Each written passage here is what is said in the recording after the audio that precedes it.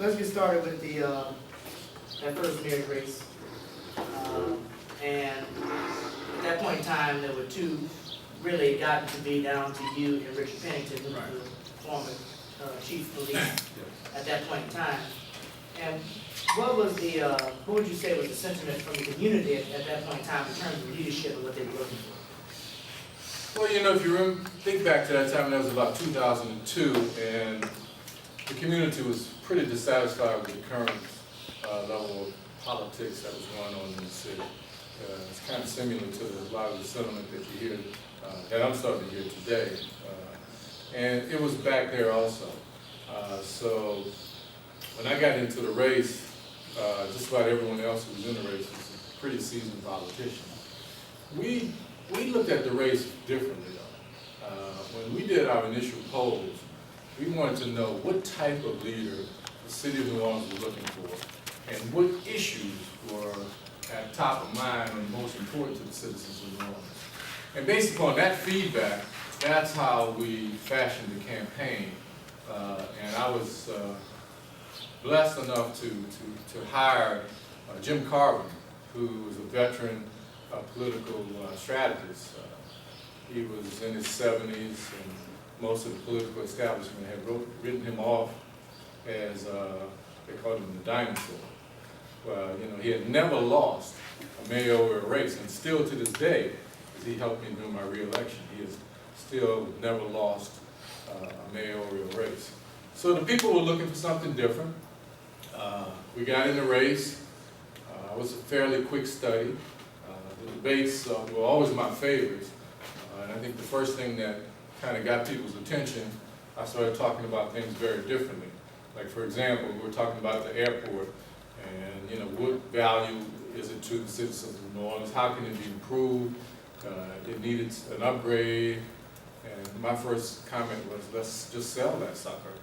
And then from that standpoint on, you know, people started to kind of say, who is this new guy that is kind of out there? Then we did this Walking Man TV spot, which, you know, we started shooting at about 6 o'clock that morning, and we picked various spots around New Orleans to tell the story of who I was and what I intended to do. We shot it in film.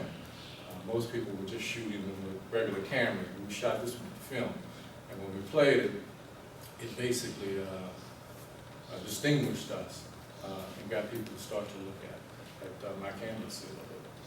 So then what you were getting to is that we had all these candidates, 14 other candidates. right, Election day came, and we knew one thing you can count on in New Orleans is there's going to be a fight that's going to break out among the politicians.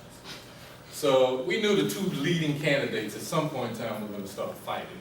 And at that time it was, I think, Troy Henry and this lady who was a judge.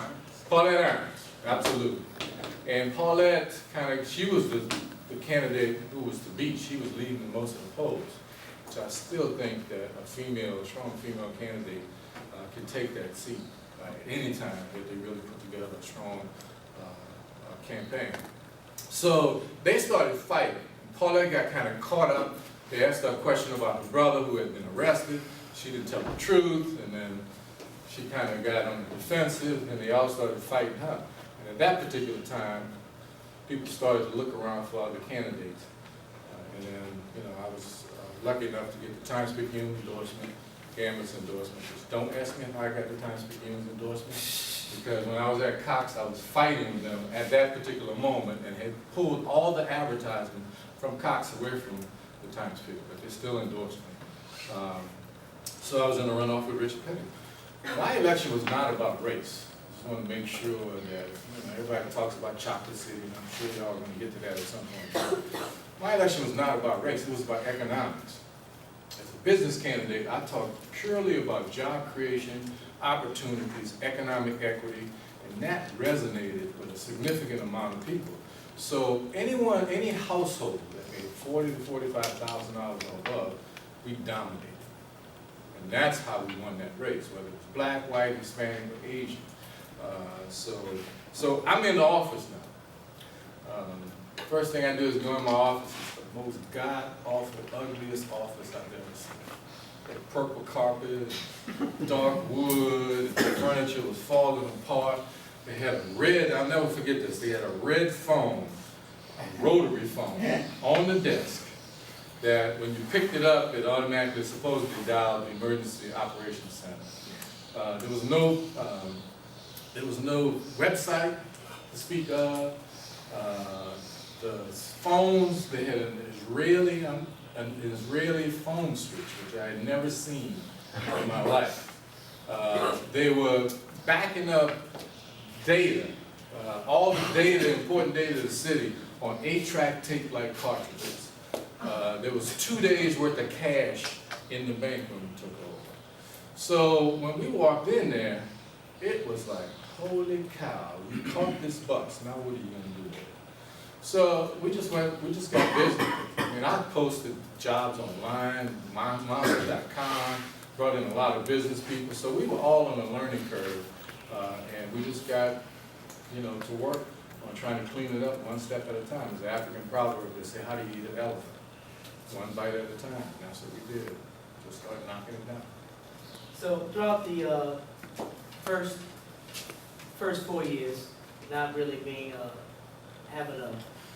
coming from a political family like a lot of folks in New Orleans do, not really having a political organization behind you. Right? I think that's also very unique. Right. So coming in the first 4 years and dealing with, still dealing with all the folks that come from political families, still dealing with issues. Looking back on those first 4 years, and this is before, and I'm gonna obviously do the cutoff before Katrina. Let's not consider Katrina. Let's look back a little bit less than 4 years before Katrina. Mm-hmm. What were those first 4 years? What did they mean to you?